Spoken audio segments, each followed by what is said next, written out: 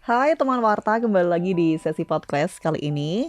Tentunya dengan aku Alma, dan kali ini narasumbernya luar biasa spesial, sudah ada di judul, adalah Ketua YPTA Surabaya, Bapak J. Subekti. Halo Pak Bekti. Halo, selamat pagi, Alma. Selamat pagi, terima kasih sudah hadir di studio Warta.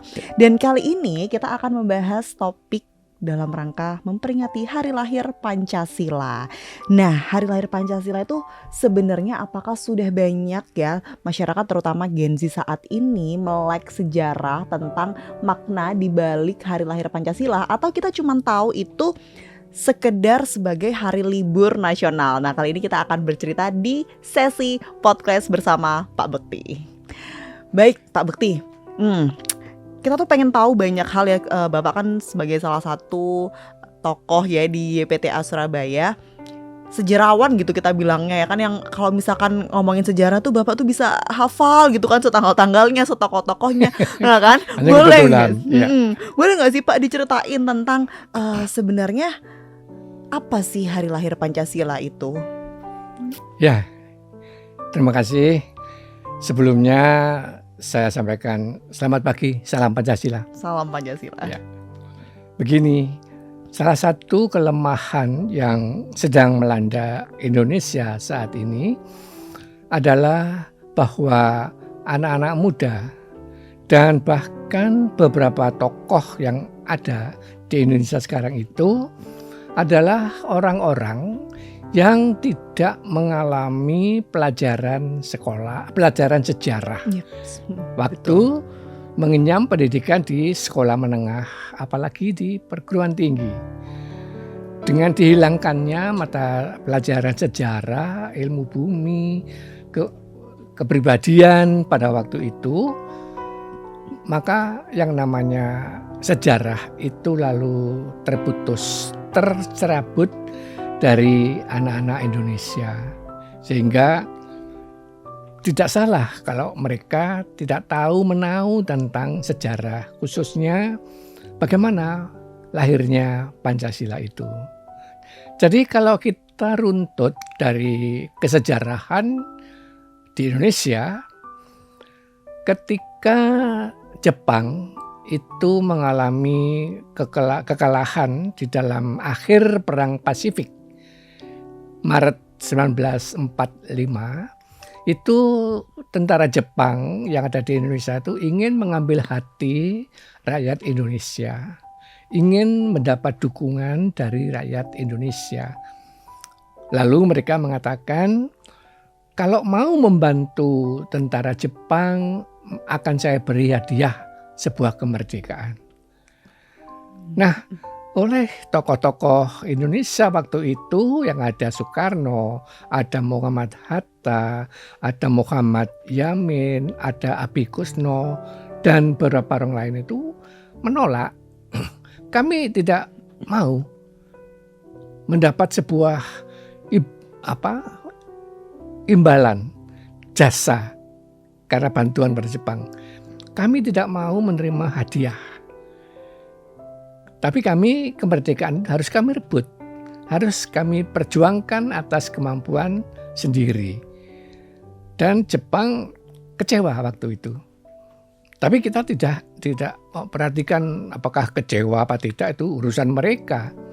Tapi dengan kekalahan itu, tokoh-tokoh muda pada waktu itu lalu berkumpul dan mulai memperbincangkan persiapan kemerdekaan. Dan perbincangan tentang persiapan kemerdekaan itu disampaikan kepada tentara Jepang yang waktu itu masih menguasai daratan Pulau Jawa.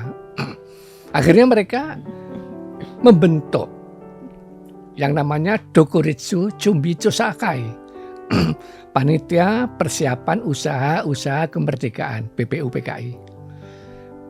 Jadi PPUPKI itu bertugas untuk mempersiapkan apabila Indonesia merdeka, apa saja yang perlu disiapkan untuk sebuah negara yang merdeka. Saat itulah kita mulai bergerak. Ketua BPUPKI lalu mengundang para anggota BPUPKI itu Rajiman Wedya Diningrat ketuanya. Mengundang semua anggota PPUPKI, lalu agendanya cuma satu. Kalau Indonesia merdeka, dasar negaranya apa? Udah itu aja. Bahwa semua negara yang merdeka itu harus mempunyai dasar negara. Di atas dasar negara itulah nakhoda akan membawa perahu sebuah negara. Oleh sebab itu, maka tanggal 29 Mei mulai sidang pertama PPUPKI dan akan berakhir tanggal 1 Juni. Di antara para anggota PPUPKI yang pertama kali memberikan jawaban atas pertanyaan Rajiman Wedya Diningrat, dasar negara apa itu, memang Mr. Muhammad Yamin. Mr. Muhammad Yamin, karena beliau adalah ahli hukum tata negara, maka permintaan ketua PPUKI yang berupa dasar negara itu tidak begitu masuk ke pemikiran beliau karena latar belakangnya hukum. Oleh sebab itu yang dikemukakan itu adalah dasar-dasar yuridis sebuah negara yang merdeka itu harus ada semacam pagernya itu apa. Maka lalu Muhammad Yamin mengatakan kalau Indonesia merdeka nanti itu harus ada norma-norma. Dan norma pertama itu peri kebangsaan. Norma kedua itu peri kemanusiaan. Kemudian yang ketiga itu peri keadilan. Lalu peri ketuhanan dan persatuan.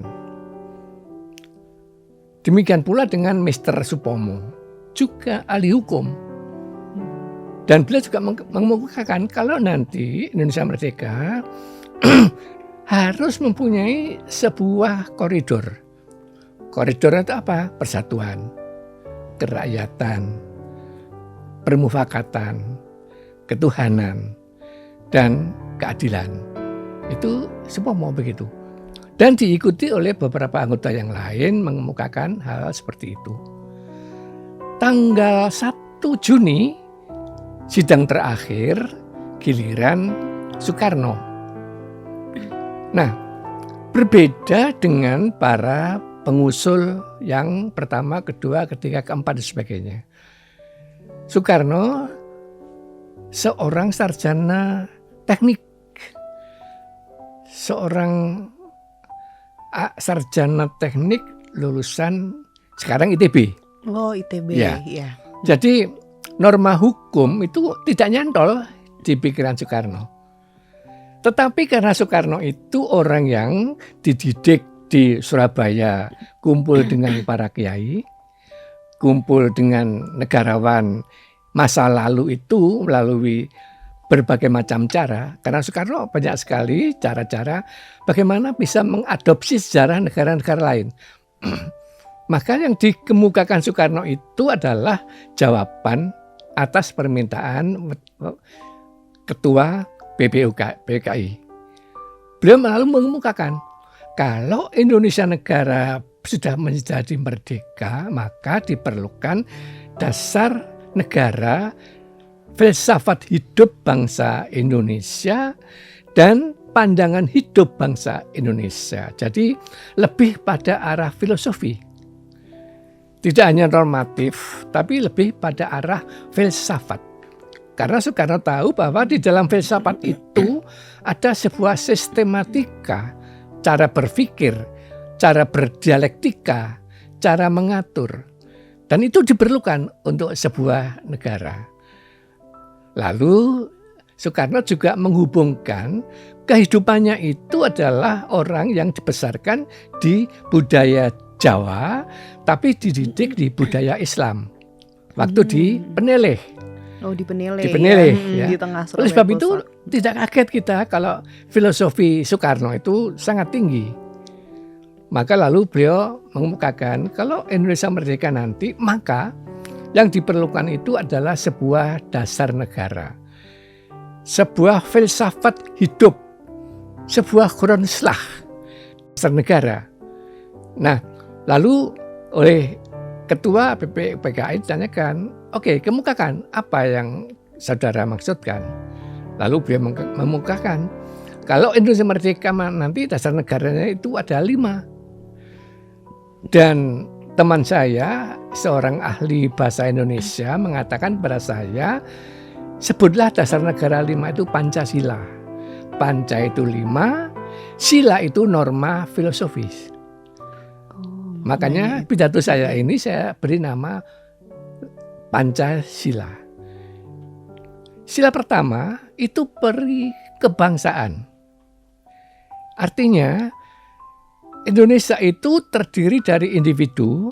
Individu itu lalu berkumpul menjadi masyarakat. Masyarakat itu berkumpul menjadi satu, menjadilah bangsa. Oleh karena bangsa itu harus menempati urutan pertama. Tidak ada negara kalau tidak ada sebuah bangsa. Nah, bangsa yang saya maksud itu adalah seluruh kumpulan masyarakat Indonesia yang terdiri dari masyarakat-masyarakat menurut suku, menurut agama, menurut wilayah, menurut kehidupan, sehingga itu menjadi suatu bangsa yang besar. Suatu bangsa itu di dalam pergaulan internasional tidak mungkin hidup sendiri. Harus mempunyai komunikasi, mempunyai interaksi, mempunyai hubungan dengan negara-negara lain. Jadi kalau saya sudah mengatakan ada kebangsaan, itu harus ada juga peri kemanusiaan. Internasionalisme beliau nyebut, bukan peri kemanusiaan. Internasionalisme. Jadi ada peri kebangsaan ini berkumpul ke dunia lalu menjadi internasionalisme. Kalau sudah ada internasionalisme, maka di situ akan terjadi kebersatuan antara satu bangsa Indonesia dengan bangsa lain. Kebersatuan antara bangsa-bangsa di dunia yang sudah merdeka maupun yang menjelang merdeka. Dan terutama adalah kebersatuan antara suku-suku yang ada di Indonesia. Oleh sebab itu maka diperlukan sila ketiga, yaitu persatuan. Nah, orang yang sudah bersatu itu biasanya mengalami dialek pembicaraan. Makanya pembicaraan yang lebih dari satu orang, satu gerombolan orang, itu namanya musyawarah. Maka sila keempat itu nanti adalah musyawarah. Karena kita menghendaki negara Indonesia itu negara yang demokratis. Iya, demokratis. Salah satu dasar demokrasi adalah adanya musyawarah mufakat. Jadi sila keempat saya sebut mufakat. Dan yang kelima, tidak disebutkan orang seluruh dunia tahu bahwa masyarakat Indonesia itu adalah masyarakat religius. Masyarakat yang sangat-sangat memuja pada Tuhan, pada agama. Dan ini dibuktikan oleh Candi Borobudur. Dibangun tahun 750, selesai tahun 850. Ini simbol agama besar. Iya, simbol agama besar. Hingga detik ini masih banyak. Sampai sekarang tetap menjadi simbol yang besar. Jadi peri ketuhanan yang Maha Esa. Soekarno tidak hanya menyebut sila pertama, sila kedua, sila ketiga, agama. Enggak. Tapi masing-masing sila ini diuraikan dengan sangat detail sekali. Yang namanya kebangsaan itu, peri kebangsaan itu kayak apa? Beliau secara sistematika mengurus semua. Lalu internasionalisme itu kayak apa? Semua. Sementara pembicara yang lain tidak detail. Hanya mengumumkan ini begini, tujuannya ini, isinya ini. Tapi Soekarno detail sekali. Oleh sebab itu pidato Soekarno adalah pidato terpanjang waktu itu dan tanpa teks. Jadi waktu itu dari dalam rapat itu para staf yang bertugas untuk notulensi acara, stenografi. Setiap ucapan Soekarno itu ditulis dengan steno itu. Dan nanti steno ini yang akan menjadi bukti sejarah bahwa memang pidato 1 Juni itu Soekarno Dan akhirnya steno itu kemudian ditulis di dalam bahasa Indonesia, maka lalu muncullah pidato 1 Juni. Jadi begitu, jadi lahirnya karena pidato Soekarno yang mulai memberikan dasar negara, filsafat hidup, Grondslag dasar negara, dan itu kemudian yang secara mutlak diterima oleh para anggota Dokuritsu Sumbi Josakai. Gitu caranya. Gitu. Nah, berarti kemarin saya sempat baca-baca, berarti benar ya Pak kalau misalkan Pancasila ini itu lahir dari pemikiran-pemikiran Bung Karno yang sudah dikumpulkan selama bertahun-tahun, seperti yang tadi Bapak ceritakan, gitu ya? Iya, betul. Bahkan di dalam beberapa catatan sejarah, di dalam kalau kita membaca Soekarno Penyambung Lidah Rakyat Indonesia, itu diceritakan kepada si jurnalis Amerika yang menulis buku Bung Karno Penyambung Lidah Rakyat itu, ilham itu diperoleh ketika beliau dalam pengasingan di ND. Pada malam hari setelah sholat jam 12 malam, beliau keluar lalu ke belakang rumah pengasingannya dan beliau duduk di sebuah pohon yang tinggi begitu. Di situ pikirannya itu melayang-layang menghubungkan antara budaya Jawa, budaya Islam, lalu negara-negara yang merdeka, kebesaran Mojopahit, kebesaran Sriwijaya, itu di autak-atik di dalam pemikiran Soekarno, lalu semacam ilham begitu, semacam ilham.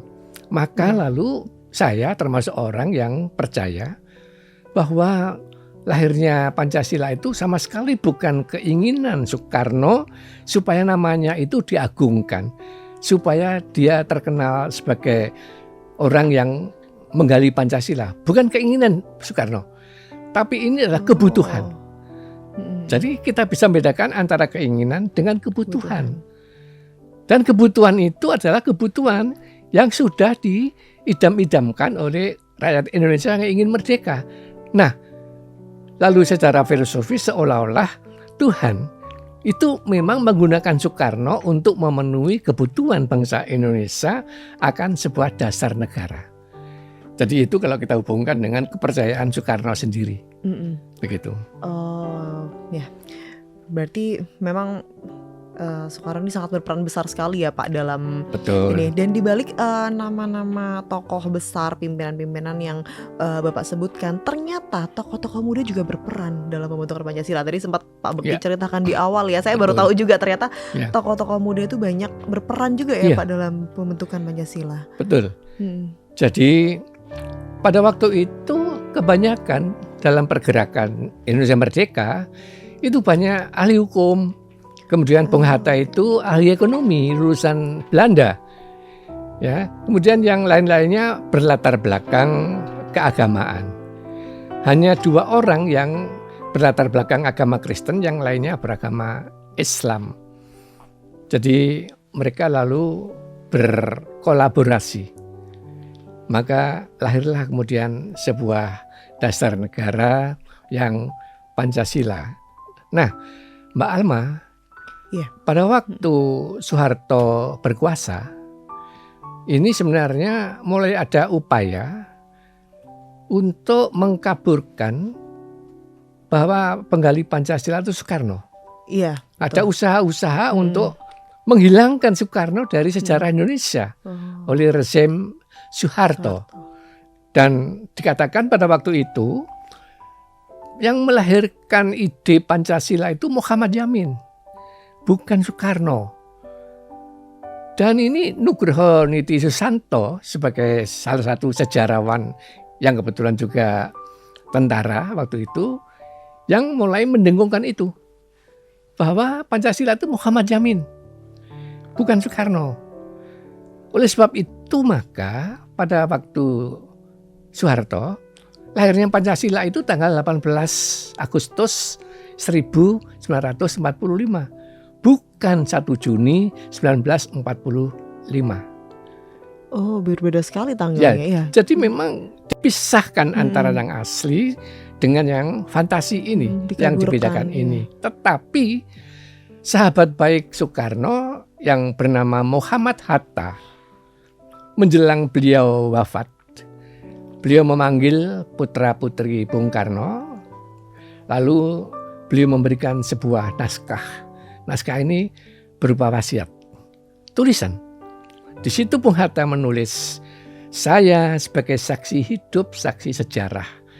Dan saya yakinkan kepada kalian bahwa yang melahirkan Pancasila adalah Soekarno melalui pidato 1 Juni 1945 pada sidang Dokuritsu Jumbi Chusakai. Jadi bukan Muhammad Yamin, ini Bung Hatta.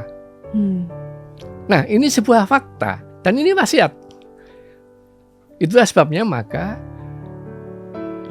pendapat rezim Soeharto bahwa Pancasila itu adalah gagasan Muhammad Yamin dan lahirnya 18 Agustus 1945. Mereka melahirkan 18 Agustus dengan dalih Indonesia itu mulai muncul pada 18 Agustus. Proklamasi tanggal 17 belum ada negara.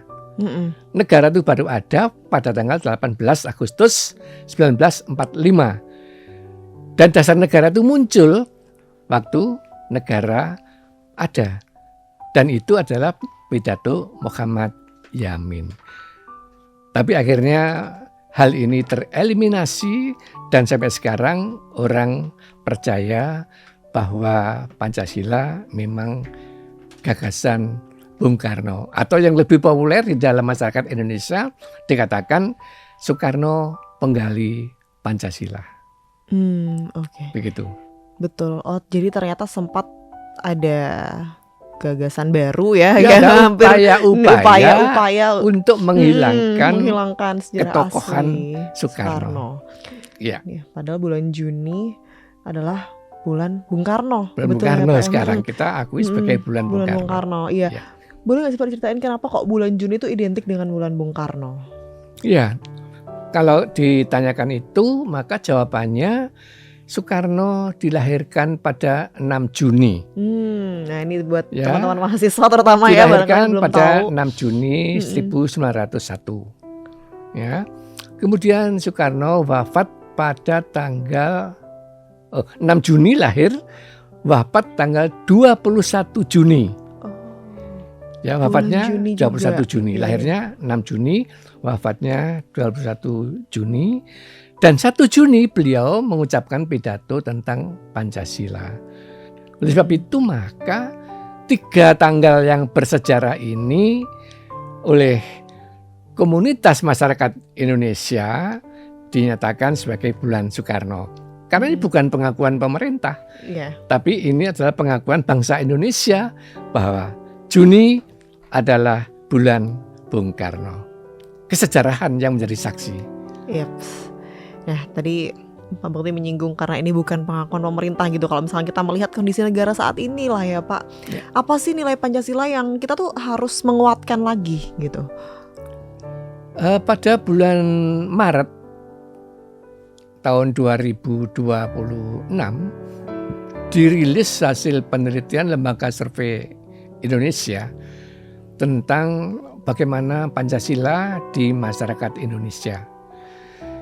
Salah satu simpulan, di antara banyak simpulan, salah satu simpulan yang terjadi dari penelitian itu, 51,6% bangsa Indonesia itu menyatakan diri saya orang Indonesia.